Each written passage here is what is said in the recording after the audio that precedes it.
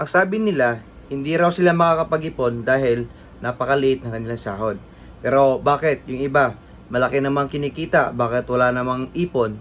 So ibig sabihin, wala po yan sa kinikita, kundi kung paano mo ginagasto yung pera mo. Gets? So ang totoo niyan kasi, kahit gaano pa kalaki yung kinikita mo, pero napakagastador mo naman, ay wala ka talagang may ipon. Kaya ang gagawin natin, uunahin talaga natin yung pag-iipon. Saka tayo gumagasto. Yun talaga ang pinakaunang gawin. For example, kumikita ka ng 10,000 a month, o edi mag-ipon ka kahit 500, di ba? O edi pagdating ng ilang taon, sabihin natin, mayroon kang 1 year, o buwan-buwan, may 500 ka. Ilan yung 1 year, 'di ba? 12 ano 'yun, 12 buwan. Times mo ng 500, di magkano yung naiipon mo? O, 'di ba? Meron kang 6,000 pesos. Ipon pa rin 'yun kahit maliit. Pero hindi mo alam na sa kakaipon mo pagdating ng panahon, pag magkaroon ka ng emergency sa buhay, meron kang mahuhugot na pera. Ganun po ka-importante yung pag-iipon. Kaya wag niyo sabihin sa akin na, Untoy, hindi man ako makapag-ipon dahil maliit na yung sahod ko.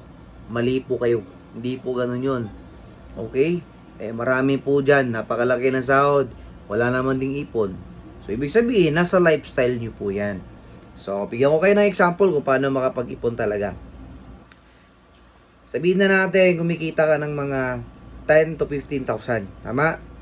So, syempre, maraming gagastusin yan. May mga pagkain, pamasahe, internet, tubig, kuryente, at marami pang iba. Diba? So, lalo na kung may, may anak ka na. So, syempre, sa pag-aaral, magastos yun. Kaya, ang gagawin mo, magtitipid ka talaga. So, kung example, medyo malapit lang naman yung trabaho mo sa bahay ninyo, o edi maglakad ka. Ang maganda no, nakapagtipid ka na, nakapag-exercise ka pa. Diba? O, ano pa example?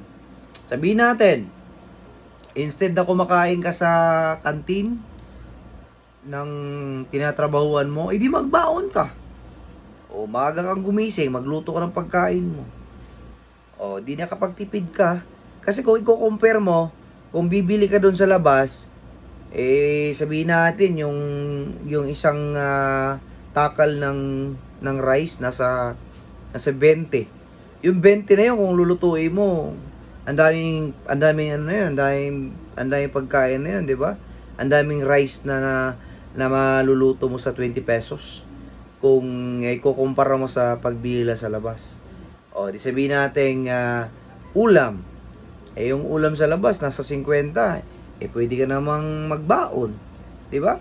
Bili ka ng isda na bali 50 pesos. O, may pag-uwi mo ng bahay, meron ka pang ang tawag dito, meron ka pa hapunan. O, so ganoon lang talaga 'yon. Hindi naman sa kung gaano kalaki yung kinikita, kundi nasa pagtitipid at kung paano mo inuuna yung gastos ba or yung pag-iipon. So, talaga nasa tao lang. Ang tawag yan, disiplina lang talaga. Kaya pag gusto mong makapag-ipon at para may mahugot ka in the future, kung may problema ka sa buhay mo, o anong mga emergency na darating sa buhay mo, meron ka talaga mahugot na pera. So, napaka-importante nun. Kaya ako, dati, mahilig ako sa, example, makikita ko ng ukay-ukay. Bili ako agad, oh. Pero ngayon, hindi ko na ginagawa yun. Kasi instead na ibibili ko, inisip ko na lang, bakit ko bibilihan yan? Bakit ako bibili? Meron naman akong short. Bakit pa ako bibili ng t-shirt? Meron naman akong t-shirt. Diba? So, ganoon lang. Nasa pag-isip lang talaga yon. Nasa utak. Dito lang yan, oh, sa pag-iisip. Kung madisiplina ka sa sarili mo talaga, at alam mo yung makakapagtipid ka, at makakapag-ipon ka, may goal ka sa buhay mo, talagang makukuha mo yung gusto mo. Kaya kung gusto mo na makapag-ipon, dapat disiplinahin mo yung sarili mo. At huwag gasto ng gasto. Dapat mag-ipon. Okay? Mga ulala, salamat sa suporta.